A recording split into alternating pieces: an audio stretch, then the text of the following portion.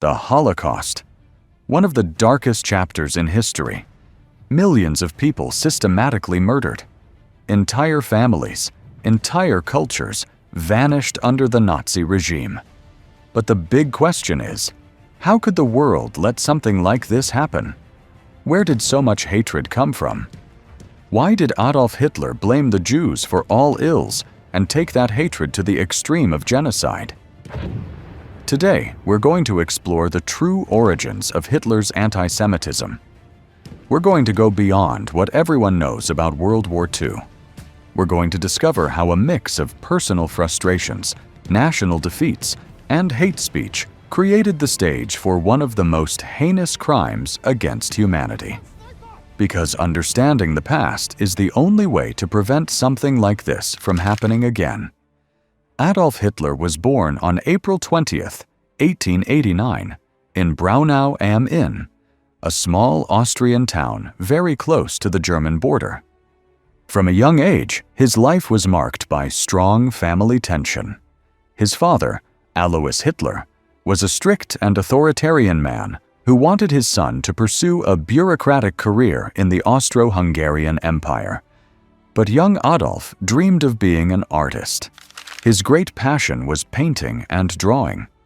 His mother, Clara Hitler, was the complete opposite, a loving, protective figure who supported her son's artistic aspirations. The death of his father in 1903, when Hitler was just 14, was a relief for him. From that moment on, his life began to revolve around his dream of becoming a great painter. However, there are no records of strong or defined anti-Semitism in his childhood. He was an average student, with some interest in history and art, although his school performance worsened over the years, especially after moving to the city of Linz. There he began to admire German historical figures and developed a romantic nationalist vision, idealizing Germanic greatness. But the real turning point came when he moved to Vienna at the beginning of the 20th century. Hitler moved with the intention of entering the prestigious Academy of Fine Arts. However, he was rejected on 2 occasions, in 1907 and 1908. These defeats deeply marked him. Frustrated, without formal studies or resources, he began to live in poverty, surviving on odd jobs and selling watercolors on the streets. Vienna at that time was a cosmopolitan, diverse city, with a large Jewish population and an atmosphere increasingly charged with extreme nationalism and anti-Semitism. It was in this context that Hitler, plunged into precariousness and resentment, began to absorb hate speech. In cafes, libraries, and nationalist circles, he came across the ideas of politicians like Karl Lueger, the mayor of Vienna, who used anti-Semitism as a political tool to gain popular support. Little by little, Hitler began to build a distorted image in his mind where the Jews were responsible for all of society's social, economic, and moral problems. The next decisive blow came in 1914 with the outbreak of World War I. Hitler voluntarily enlisted in the German army, serving as a messenger on the Western Front. He was decorated for his bravery, but the experience of the war, the trenches, the violence, and Germany's defeat in 1918 completely transformed him. The German defeat was interpreted by many soldiers as an internal betrayal. Thus was born the so-called stab-in-the-back theory, which held that Germany had not been defeated on the battlefield, but had been betrayed by internal enemies, Jews, communists, and socialists. Hitler adopted that theory as an unquestionable truth, and his hatred for the Jews deepened to the maximum. The Treaty of Versailles of 1919, which imposed harsh sanctions on Germany, territorial humiliations, military restrictions, and enormous economic compensations, only reinforced that resentment. For Hitler, the blame for all this fell directly on the Jews and on those who, according to him, had weakened the German people from within. With this cocktail of hatred, frustration, and extreme nationalism, Hitler plunged into politics. In 1919, he joined the German Workers' Party, a small, radical organization that would soon be transformed into the National Socialist Party, the Nazi Party. Hitler, thanks to his charisma and his ability to mobilize the masses, quickly rose in leadership.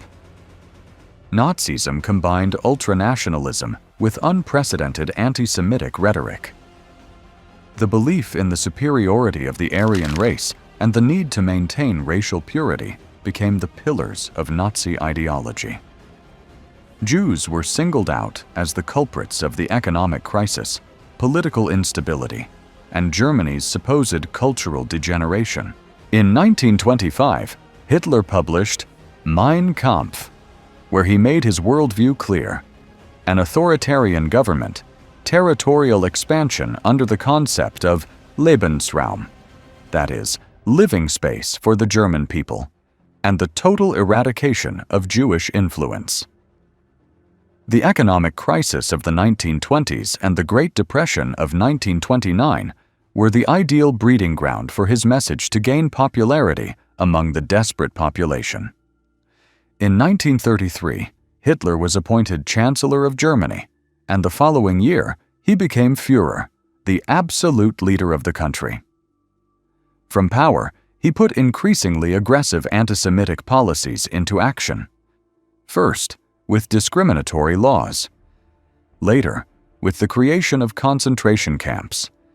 And finally, with the machinery of extermination that would lead to the Holocaust. Initially, concentration camps were detention centers for political opponents, but they soon became instruments of systematic persecution. Jews, Roma people, communists, prisoners of war, people with disabilities, and anyone else considered undesirable by the Nazi regime were deported en masse. In 1941, the so-called Final Solution was implemented, the plan to exterminate the entire Jewish population of Europe.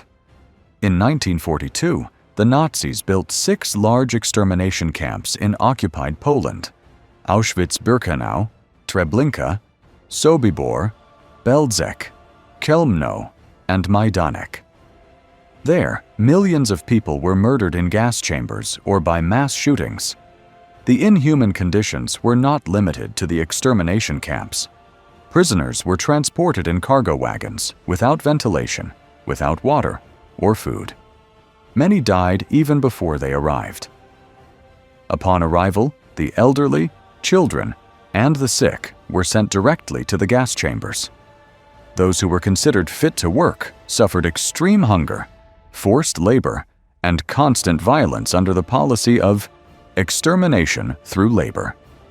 It is estimated that the Nazis created around 15,000 camps and subcamps in the occupied territories, mainly in Eastern Europe. In camps like Auschwitz, prisoners were stripped of their identity. They were shaved, a number was tattooed on them, and they were forced to wear striped uniforms. The Holocaust not only caused the death of millions of people, but also destroyed an invaluable part of European Jewish culture. Before the war, between 11 and 13 million people spoke Yiddish.